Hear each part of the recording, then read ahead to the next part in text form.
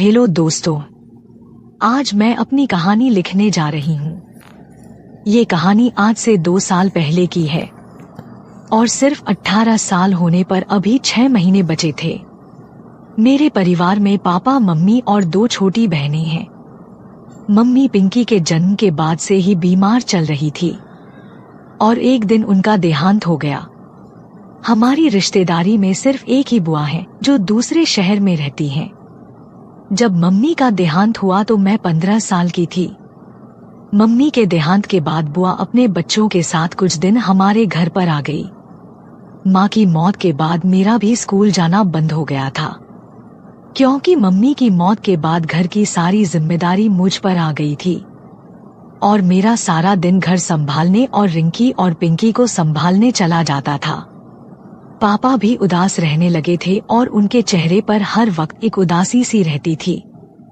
पापा को यूं उदास देखकर मैं और बुआ अंदर ही अंदर काफी उदास थी, पर कोई कर भी क्या कर सकता था, क्योंकि मम्मी की मौत का गम आसा था जिसे इतनी जल्दी भुलाया नहीं जा सकता था। इसी तरह दिन बीत रहे थे कि एक दिन मैं और बुआ पापा के कमरे में उनका बिस्तर ठीक कर रहे थे। तभी मुझे लगा कि बिस्तर पर कुछ गिरा हुआ। जब मैंने उसे छू कर देखा तो मेरा सारा हाथ एकदम चिपचिपा सा हो गया, क्योंकि कुछ गिरा पड़ा हुआ था। मैं ये सोच रही थी कि हो सकता है पापा से कहीं कुछ गिर गया होगा, पर मैंने उसे साफ करने से पहले मुझे ये जानने की इच्छा होने लगी कि आखिर यह क्या है। मैंने जैसे ही बुआ को वो दिखाया और उनसे पूछा, बुआ ये क्या और ये यहाँ कैसे गिरा?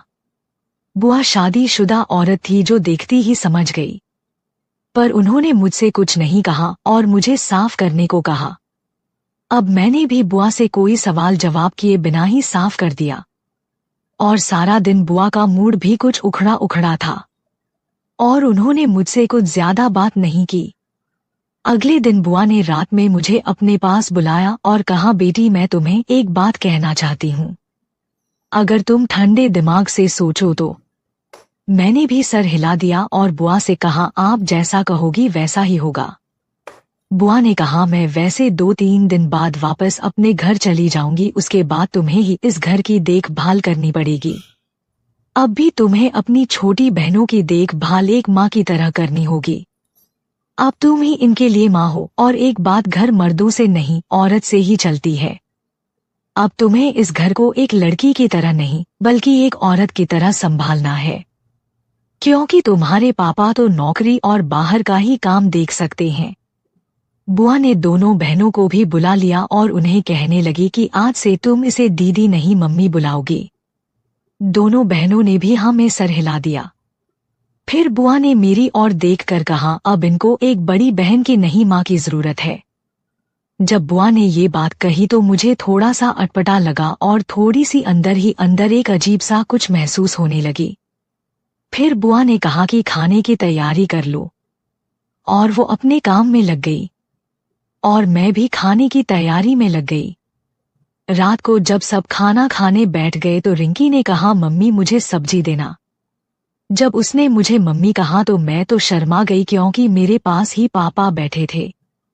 उन्हें भी थोड़ा अजीब लगा, पर बुआ ने पापा को समझाया कि बड़ी बहन माँ समान होती है, लेकिन मैं नजरें नहीं उठा पा रही थी और दोनों मुझे लगातार मम्मी बोले जा रही थी। आज पापा के चेहरे पर भी उदासी की जगह एक अलग ही मुस्कान तैर रही थी। मैं उनसे नजर ही नहीं मिला पा रही थी। खाना खत्म होने के बाद सब अपने अपने बिस्तर पर चले गए और मैं बर्तन धोने के लिए रसोई चली गई। आज मुझे कुछ अजीब ही लग रहा है। हाँ, सच में एक अजीब ही स्थिति थी। बर्तन धोकर माँ अपने बिस्तर पर चली गई। मेरे साथ ही मेरी दोनों बहन मेरे साथ ही सो रही थी। उस रात मैं सारी रात अजीब सी कल्पना में खोई हुई रही। अगले दिन दोनों बच्चों को तैयार करके उन्हें स्कूल भेज दिया। बच्चों के स्कूल जाने के बाद पापा ने कहा, निशी मेरा नाश्ता तैयार कर दो, मुझे भी ड्यूटी पर जाना है। मैंने जल्दी से खाना तैयार किया और फिर पापा चले गए। पापा के सामने मैं आज भी नजर नहीं मिला पा रही थी, लेकिन उनकी आंखों में मुझे आज कुछ अलग ही चमक दिखाई दे रही थी। जैसे उन्हें कुछ मिल गया हो। पापा के जाने के बाद बुआ ने मुझसे कहा, निशी अब तुमने घर को अच्छी तरह संभल लिया है। अब एक बात और है कि तुम्हारे पापा यहाँ से पोस्टिंग करवा रहे हैं। अगले 1-2 हफ्ते में उनकी पोस्टिंग हमारे शहर में ही हो जाएगी और उन्हें एक घर भी मिल गया है। अभी तुम एक बात और बताना, तुम नाराज तो नहीं होना कि तुम्हारी मम्मी के देहांत के बाद तुम्हारी पढ़ाई बंद हो गई है और तुम्हारे घर की इतनी जिम्मेदारी तुम्हें दी गई है। मैंने कहा, बुआ ऐसी बात नहीं है, मैं तो खुश हूं कि मैंने घर को संभाल लिया। बुआ ने कहा, ये तो ठीक है बेटी। और बेटी, एक बात जो तुम जानना चाहती थी, मुझसे मेरी ये बात बिल्कुल भूल गई थी कि बुआ किस विषय के बारे में मेरी बात कर रही थी। तो मैंने, बुआ आप क्या बताना चाहती थी? तो बुआ ने कहा कि तुमने मुझसे पूछा था कि तुम्हारा पापा के बिस्तर पर पड़ा वो क्या था। बेटी, दरअसल तुम्हारे पापा को अब तुम्हारी मम्मी की कमी बहुत खल रही है, इसलिए तो उनकी सेहत पर कितना बुरा असर पड़ता है और मैं उनकी बहन होने के नाते ये कभी नहीं चाहूंगी कि वो अपनी जिंदगी अपने हाथों से बर्बाद करे। मेरी बुआ की बात का मतलब मैं समझ रही थी कि बुआ क्या कहना चाहती हैं। फिर मैंने बुआ से कहा, बुआ जी तो फिर आप ही पापा को समझाएं कि वो इस तरह से अपनी जिंदगी बर्बाद मत करे। बुआ ने कहा, निशी अब वो मेरे कहने पर नहीं रुक सकती, क्योंकि मैं जानती हूँ रात को एक मर्द का औरत के बिना रहना कितना मुश्किल है और तुम्हारे पापा पिछले 5 सालों से बीवी के होते हुए भी अकेले ही तुम लोगों के लिए जी रहे थे। अब अगर कोई तुम्हारे पापा को कोई समझा सकता है तो वो एक औरत ही है। देखो, मेरी बात का बुरा मत मानना, जब तक तुम्हारी मम्मी थी तब तक मैंने तुम्हारे पापा से दूसरी शादी करने की बात भी नहीं की थी। अब जब तुम्हारी मम्मी नहीं है और मैं जानती हूँ कि वो पत्नी के बिना नहीं रह सकते, पर तुम तीनों बहनों की खातिर अपनी जिंदगी अपने हाथों से बर्बाद कर लेंगे, जो मैं हरगिज नहीं होने दूंगी। इसलिए मैं ये सोचती हूँ कि अब मुझे तुम्हारे पापा की दूसरी शादी करवानी पड़ेगी। बस मुझे अब यह चिंता है कि पता नहीं तुम्हारी सौतेली माँ तुम्हारे साथ और बच्चों के साथ कैसा व्यवहार करेगी। तुमने अच्छा किया जो इतनी बड़ी जिम्मेदारी उठा ली। निशी, तुम्हें एक बात और कहना चाहूंगी, अगर तुम मेरी बात सोच समझकर मानोगी तो। मैंने कहा, बुआ आप जो कहोगी वो मैं मानूंगी। उनको कहा, देखो बेटी, तुम्हारी मम्मी की मौत का सबसे ज्यादा असर तुम्हारे पापा पर पड़ा है, क्योंकि लाइफ के इस दोराहे पर वो बिल्कुल अलग पड़े हैं। मैंने कहा, बुआ मैं समझती हूँ। उन्हें कहा कि तुम भी अब जवान हो गई हो और देखने में भी अपनी मम्मी की तरह खूबसूरत हो अगर तुम। यह कहकर बुआ खामोश हो जाती हैं। बुआ ने इस बात पर जोर दिया कि मैं जवान हो गई हूँ। मेरे जवान होने पर जोर दिया तो मुझे कुछ अलग ही महसूस हुआ, लेकिन मैं कुछ बोली नहीं। मैंने बुआ से पूछा, अगर तुम आगे क्या? बुआ चुप रही, लेकिन मैंने जोर दिया तो बुआ ने कहा, जो मैं तुम्हें कहना चाहती हूँ वो शायद तुम्हें बुरा लगे, लेकिन मैंने जोर देकर कहा, बुआ मैं बुरा नहीं मानूंगी। फिर उन्होंने कहा, तुम्हारे पापा अभी केवल कुछ साल के हुए हैं और देखने में भी एकदम 28 के लगते हैं, फिट और तंदुरुस्त हैं। तुम्हारी मम्मी की मौत के बाद उनकी जिंदगी में बिना औरत के एक खालीपन आ गया। मैं चाहती हूँ उनका वो खालीपन भर जाए। मैंने कहा, कैसे? उन्हें कहा, जैसे तुम अपनी बहन की मम्मी बन सकती हो तो अपने पापा की पत्नी भी बन सकती हो। ये सुनके तो मेरे होश ही उड़ गए। मैं सिर्फ 15 साल की बच्ची थी, अपने पापा के बारे में ऐसा सोच भी नहीं सकती थी कि मैं पापा से शादी करके उनकी पत्नी बनूंगी और उनके बच्चों की मम्मी बनूंगी। बुआ ने ये क्या कह दिया? काफी देर तक एक खामोशी रही, फिर बुआ ने ही कहा, क्या हुआ निशी? मैंने कहा, बुआ ये आप क्या बोल रही, ऐसा नहीं हो सकता क्योंकि वो मेरे पापा हैं। बुआ ने कहा, मुझे पता था तुम ऐसा ही बोलोगी, इसलिए मैं तुम्हें नहीं बताना चाहती थी। तुम लोगों को तो सिर्फ अपनी फिक्र है और दूसरे की नहीं। तुम तो 2 और 3 साल बाद शादी करके अपने घर चली जाओगी और फिर तुम्हारी बहनें भी चली जाएंगी। तुमने सोचा है अकेला जीना कितना मुश्किल है? अगर पापा ने दूसरी शादी किसी और लड़की से कर ली तो वह तुम्हारी बहनों के साथ तुम्हारे साथ पता नहीं कैसे बर्ताव करेगी। तुम ही देख लो, तुम्हारी मम्मी जिंदा थी तब तुम्हारे पापा कितने खुश थे, और अब देख लो, उन्हें एक औरत के प्यार की जरूरत है। अगर किसी दूसरी लड़की के साथ शादी कर भी ली जाए तो पता नहीं वो कैसी निकलेगी। वैसे भी अभी वो जवान है, स्मार्ट है, और तुम भी काफी खूबसूरत हो, अपने पापा को खुश रखने के काबिल हो। जवान लड़की को इस उम्र में साथी की बहुत चाहत होती है, वो तुम्हें हर तरह से खुश रख सकते हैं। अपने पापा से शादी करके तुम अपने पापा का जीवन और अपनी बहनों का भविष्य के साथ खुद भी एक अच्छी जिंदगी जी सकती हो। ये बात बुआ की बिल्कुल सच है। मेरा दिल थोड़ा सा पिघलने लगा। मैं पापा के बारे में सोचने लगी। सोचते सोचते ही बुआ ने मुझसे पूछा, क्या ख्याल है? बुआ को भी लगा मैं पिघल रही हूँ। बुआ ने कहा, निशी तुम ये मत सोचो कि तुम्हारे पापा हैं। बस एक बार सिर्फ ये सोचो कि वो एक इंसान ही है और तुम उनकी बेटी नहीं, एक औरत हो। क्या कमी है तुम्हारे पापा में? अभी भी बहुत सुंदर जवान हैं। और मुझे यकीन है कि अगर तुम्हारे पापा आज भी तुम्हारे जैसी किसी लड़की को प्रपोज कर दे तो शायद ही मना करे। तो फिर तुम क्यों नहीं, वो तुम्हें हर तरह से खुश रखेंगे। तुम दोनों एक दूसरे को अच्छे से जानते हो, क्योंकि मानो अगर एक बार तुमने कहा था, तुम्हें अपनी जिंदगी में कभी अपने इस फैसले पर पछताना नहीं पड़ेगा, इतनी खुशी मिलेगी तुम्हें। बोलो तुम क्या कहती हो? मैंने कहा हुआ वह मेरे पापा है, मैं उनकी बेटी हूँ, उन्होंने मुझे पैदा किया है। मैं अभी सिर्फ 15 साल की बच्ची हूँ, अभी हाई स्कूल भी पास नहीं किया। वह कभी नहीं मानेंगे बुआ, मुझे कुछ समय चाहिए सोचने के लिए। बुआ ने कहा 2 घंटे बाद तुम्हारे पापा घर आकर मुझे बस स्टैंड छोड़कर आएंगे, तब तक तुम सोच लो। मैंने कहा ये तो बहुत थोड़ा टाइम है। बुआ ने कहा सिर्फ 2 घंटे का टाइम ही तुम्हारे पास, तुम्हें ही फैसला करना है कि तुम मेरी भाभी बनोगी या मैं तुम्हारी बुआ ही रहूंगी।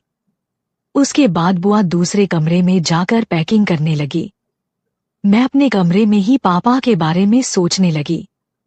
मेरे पापा की हाइट 5 फीट 11 इंच के आसपास ही है और लंबे चौड़े हैं, और दिखें मैं बिल्कुल संजय दत्त की तरह है। उम्र 28 के लगभग दिखते हैं।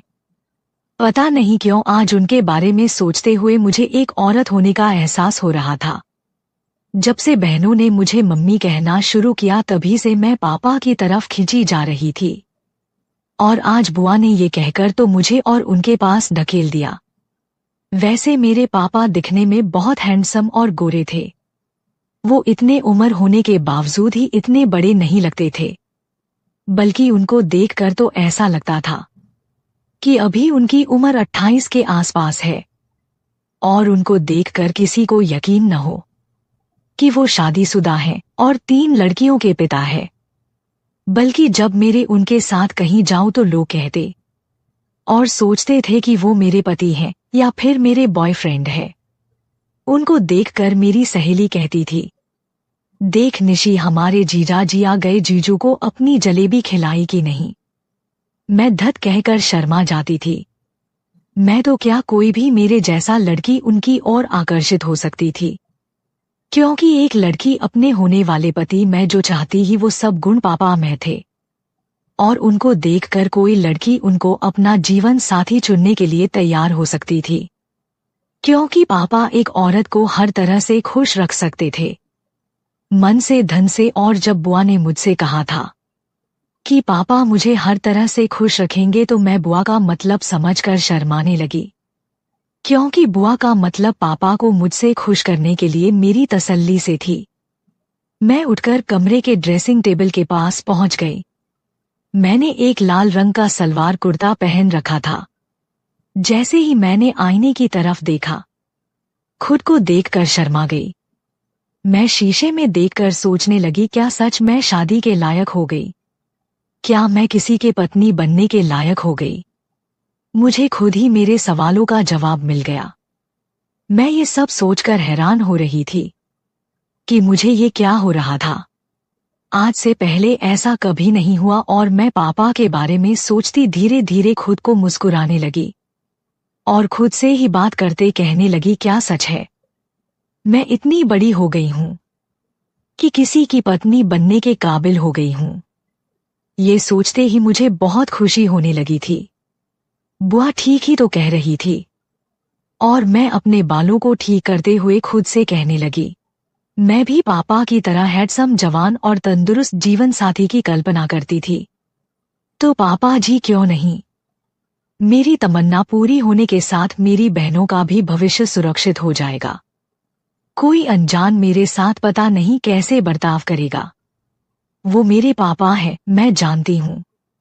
मुझे बहुत प्यार करेंगे, पर डर लगता है कि मैं उनको झेल भी पाऊंगी कि नहीं और उनका साथ कैसे दे पाऊंगी। फिर मैंने सोचा, आज नहीं तो कल किसी ना किसी की पत्नी बनकर संभालना ही है। तो फिर पापा को क्यों नहीं संभाल सकती? आखिर वो एक मर्द ही और मैं एक औरत हूँ। और पापा भी आज जल्दी आ गए।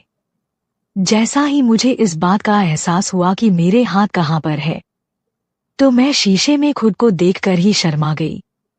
तभी वहां पड़ी पापा की तस्वीर पर मेरा ध्यान गया। मैंने पापा की तस्वीर उठा लिया, गौर से पापा की तस्वीर देखने लगी। वैसे पापा का आकर्षण ही कुछ ऐसा था कि कोई भी लड़की उनकी ओर आकर्षित हो सकती थी, क्योंकि एक लड़की जो अपने होने वाले पति के साथ कुछ चाहती थी, वो सब गुण पापा में थे। उनका लंबा कद, चौड़ा सीना, जैसे देखकर कोई भी लड़की उनकी पत्नी बनने के लिए तैयार हो जाए। मैंने बुआ की बात मानकर मन ही मन में उनको अपना पति मान लिया।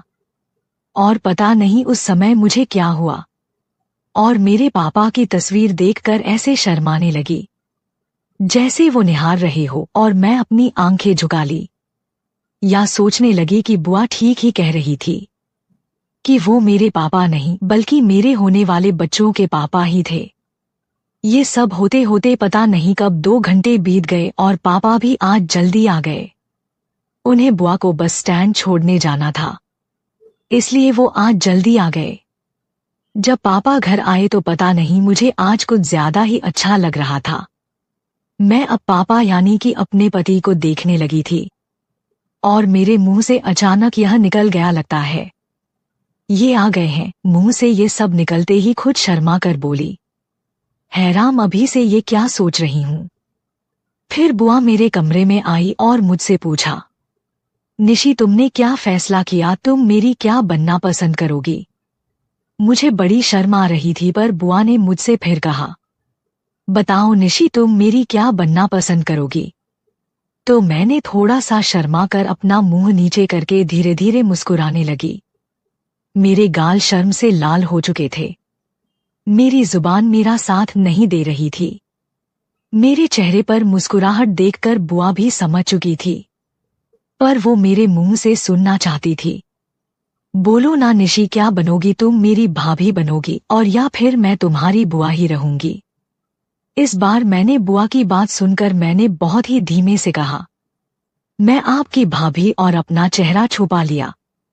बुआ ये सुन के मेरे पास आई और मुझे गले लगा के कहा, सच बनोगी तुम मेरी भाभी? तो मैंने भी शर्मते हुए आंखें नीचे किया, मुंह हिलाकर अपनी रजामंदी बता दी। बुआ ने मुझे अपनी बाहों में कस ली तो उसके पास लिया और खुशी के मारे कहते हुए, ओ भाभी, मेरी भाभी, तुमने बहुत ही अच्छा फैसला लिया है। आज से मैं आपको भाभी कहूंगी और आप मुझे बुआ नहीं दीदी कहोगी। मैंने हाँ में सर हिलाया। बुआ, अब मुझे बड़ी इज्जत से तुम नहीं कर पाए हैं। जो मैं अपनी माँ वे कोई आप बोल रही थी, जिससे मुझे अच्छा लग रहा था और साथ ही मुझे कुछ अटपटा लग रहा था। तो मैंने बुआ से धीरे से कहा, दीदी आप मुझसे आप नहीं तुम कहा करो। तो बुआ ने कहा, नहीं भाभी, अब तुम मुझसे छोटी नहीं हो। मैं हैरान थी, मैं तो उनसे काफी छोटी हूँ, पर फिर से ये मुझे ऐसा क्यों कह रही हैं? तो बुआ ने प्यार से मेरी चिन को ऊपर उठाकर मेरी आंखों में देखकर, भाभी भैया मुझसे बड़े हैं और अब तुम उनकी होने वाली बीवी हो। इस नाते आपका पद बड़ा ही और मेरा आपकी इज्जत करना फर्ज है। मैं बुआ की बात का मतलब समझ चुकी थी। फिर बुआ मुझसे एक बार और गले लगाकर मेरी आंखों में देखकर बोली, भाभी अब से इस घर की लक्ष्मी हो, इस घर की इज्जत, इस घर की मालकिन। और सबसे बड़ी बात भाभी, अब से तुम इस घर की ही नहीं हो, भैया के दिल की भी मालकिन हो। बुआ ने मुझसे एक शरारत के लिए कहा था, जिससे मैं बुरी तरह से शर्मा गई। बुआ ने फिर मुझसे कहा, भाभी मुझे यकीन है कि जिस तरह तुमने घर को संभाला उसी तरह से आप भैया को भी संभाल लोगी। मैं धीरे से बोली, बुआ मैं कोशिश करूंगी।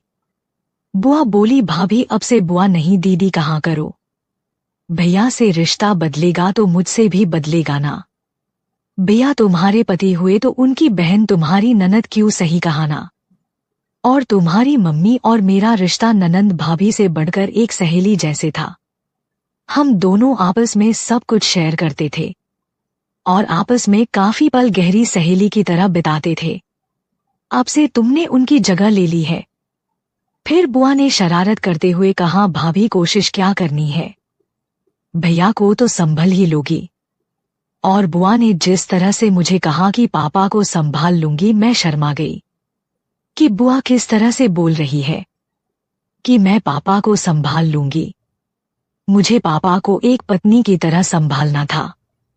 फिर बुआ मुझे मम्मी की अलमारी के पास ले गई और मम्मी की अलमारी खोलकर मम्मी की कुछ साड़ियां और गहने दिए और एक हार जो बहुत ही सुंदर था मुझे देते हुए कहा, भाभी ये हार इस घर की बहू को दिया जाता है और अब से तुम इस घर की बहू हो तो इस पर सिर्फ तुम्हारा हक है। बुआ ने सारी साड़ियों के ब्लाउज मेरे ही नाप के बनवा रखे थे। शायद वो काफी दिन से इसकी तैयारी कर रही थी। फिर मैंने धीरे से बुआ से कहा, दीदी पहले आप इनसे तो बात कर ले कि उनको ये सब मंजूर है कि नहीं। तो बुआ मुझसे छेड़ती हुई बोली, अभी से ही उनको। और फिर मुझे पायल देते हुई बोली, अच्छा है अभी से आदत डाल लो क्योंकि औरत अपने पति का नाम नहीं लेती है। फिर बुआ ने कहा, आप उसकी चिंता मत करिए, मैं बात कर लूंगी। मेरा दिल कह रहा था कि पापा इस रिश्ते से मना कर देंगे, लेकिन मुझे इस बात की उम्मीद तो कम थी। मुझे कम इसलिए लग रही थी कि किसी भी मर्द को मेरी जैसी पत्नी मिले तो मना नहीं कर सकता। फिर मैंने कहा, दीदी। बुआ बोली, हाँ भाभी बोलो, कुछ कहना है।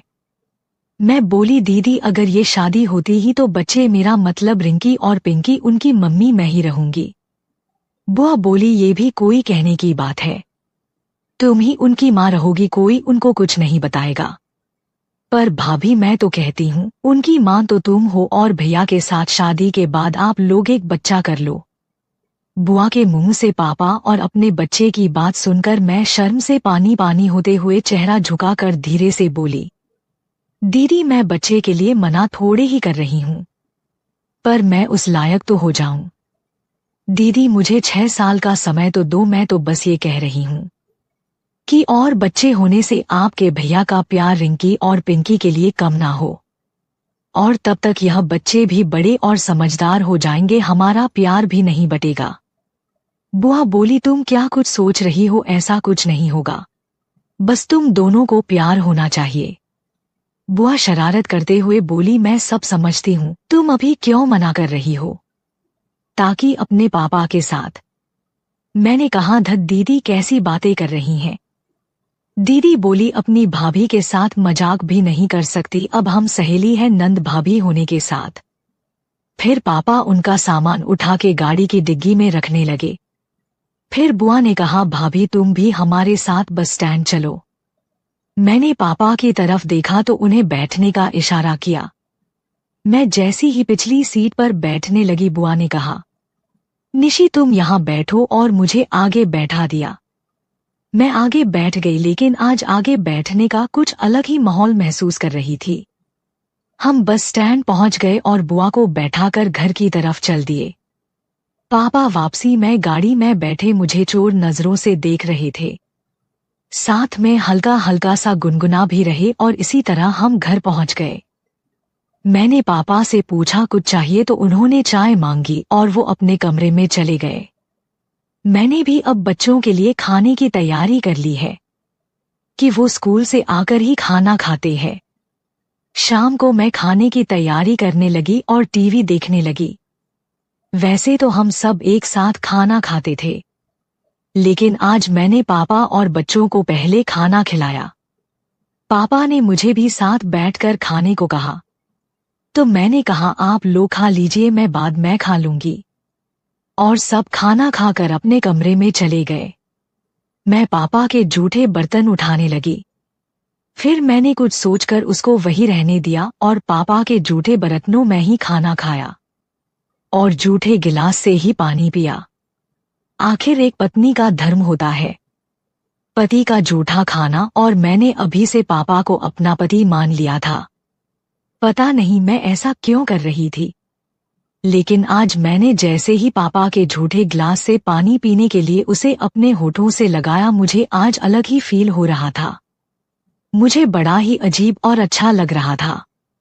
मुझे लगा कि बुआ ने कहा मेरे और पापा के रिश्ते के बारे में मैंने खुद ही सोचा हो और मुझे इमोशनल करके इस रिश्ते के लिए राजी कर लिया हो, और मैं भी ना समझ जो हाँ कर बैठी, पर पापा जो इस रिश्ते के लिए कभी हाँ ना करे हो सकता है पापा को इस बारे में पता ही ना हो। आखिर मेरी बेटी थी मैं ये जानने के लिए कि पापा ने इस रिश्ते के बारे में मुझे पता भी है कि, और फिर बुआ ने खुद अपने मन से इस नए रिश्ते को जोड़ने के कदम बढ़ाए ही मुझे पापा से इस बारे में बात करनी चाहिए। मैं पापा के रूम के पास पहुंची और जैसे ही मैं अंदर जाने लगी तो खिड़की खुली देखकर मैं रुक गई, और जो मैंने पापा के रूम में देखा मुझे अपने सवाल का जवाब मिल गया। आज सुबह पापा जिस तरह से मुझे देख रहे थे, मुस्कुरा रहे थे, वो एक पिता की नजर नहीं थी। मैं समझ गई बुआ ने पापा को सब कुछ पूछ कर किया है। मैं अभी पापा से शादी के बारे में मेरी सोच ही रही थी और पापा ने एक पति की प्रैक्टिस जोर शोर से कर रहे थे। आज इतने दिनों के बाद पापा के चेहरे पर खुशी देखकर मुझे समझ आ गई थी कि बुआ ने पापा से पूछकर इस बात को आगे बढ़ाया है। मेरा कहना था कि पापा को मेरे और उनके बीच नए रिश्ते के लिए कोई ऐतराज नहीं है। मुझे मेरे सवाल का जवाब मिल गया। पापा ने मेरे साथ मैदान में उतरने से पहले अभ्यास शुरू किया था। पापा की इतनी जोरदार प्रैक्टिस देखकर मुझे इस बात का अंदाजा हो गया था कि अब मेरा मुकाबला कितने जोरदार खिलाड़ी से होने वाला है। मैंने भी अब इस रिश्ते को दिल से स्वीकार कर लिया था। मैं अपने कमरे में आ गई, लेकिन मेरी आंखें में नींद कोसों दूर थी। मेरे बिस्तर पर बैठी सोचने लगी। बार बार मेरी आंखों के सामने पापा की तस्वीर आने लगी और सोच के मेरे चेहरे पर शर्म और मुस्कुराहट आ गई कि पापा भी अब मेरे साथ नए रिश्ते को बनाने को उत्साहित थे। अब मैं हाउसवाइफ की तरह सोचने लगी जिसके 2 बच्चे और एक पति है। मैंने बुआ की दी हुई साड़ियां उठाई और ब्लाउज उठाया, एक अच्छी सी साड़ी चुनी और मैचिंग ब्लाउज सेलेक्ट किया। उसको लेकर मैं बाथरूम में गई और बुआ की दी हुई साड़ी पहनकर बाहर ड्रेसिंग टेबल के सामने आ गई। फिर मैंने मम्मी के गहने उठाए और एक एक करके सब गहने, पैरों में पायल, गले में हार, हाथों में सोने की चूड़ियां और मांग का टीका सब पहनने के लिए। आखिर में एक चुटकी सिंदूर और मम्मी का मंगलसूत्र अपने गले में बांध के देखा तो मैं काफी सुंदर दिख रही थी। अब मैं बिल्कुल नई नवेली दुल्हन की तरह लग रही थी। मैं अपने आप को इस रूप में देखकर खुद ही शर्मा रही थी। अगले दिन रविवार का दिन था। पापा बोले निशी चलो कहीं बाहर घूम के आते हैं। मैं परेशान हूँ, पापा आज इतने खुश कैसे हैं और मुझे कुछ अलग ही नजर से देख रहे हैं। फिर मुझे पापा का मुझे इस तरह से देखना अच्छा लग रहा था। मैं ये सोच के खुश भी थी और थोड़ी परेशान भी। फिर सोचा जो होगा देखा जाएगा। आखिर मुझे संभालना ही होगा क्योंकि अब वो मेरे पति जो बनने वाले थे। तो पापा की बात सुनकर पापा से बोली, जी पापा, और फिर मैं और बच्चे नहा धोकर तैयार हो गए। तो पापा ने एक पैकेट मुझे दिया और कहा ये निशी ये लो। जब मैंने उनसे पूछा कि ये क्या है तो पापा ने कहा ये तुम्हारे लिए ड्रेस ही है और मैं चाहता हूँ कि तुम ये पहनकर मेरे साथ घूमने चलो। मैंने पापा से वो पैकेट ले लिया और जब वो पैकेट मैंने खोला तो उसमें एक लाल रंग का सूट और लाल रंग की ही चूड़ियां थी। मैंने वो ड्रेस पहन ली और चूड़ियां भी, और हम गाड़ी की तरफ चल दिए।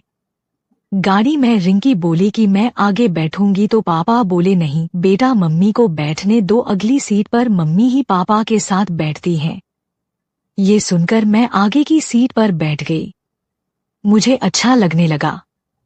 पापा बोले निशी एक बात कहूं, अगर बुरा ना मानो तो। मैंने कहा जी कहिए पापा।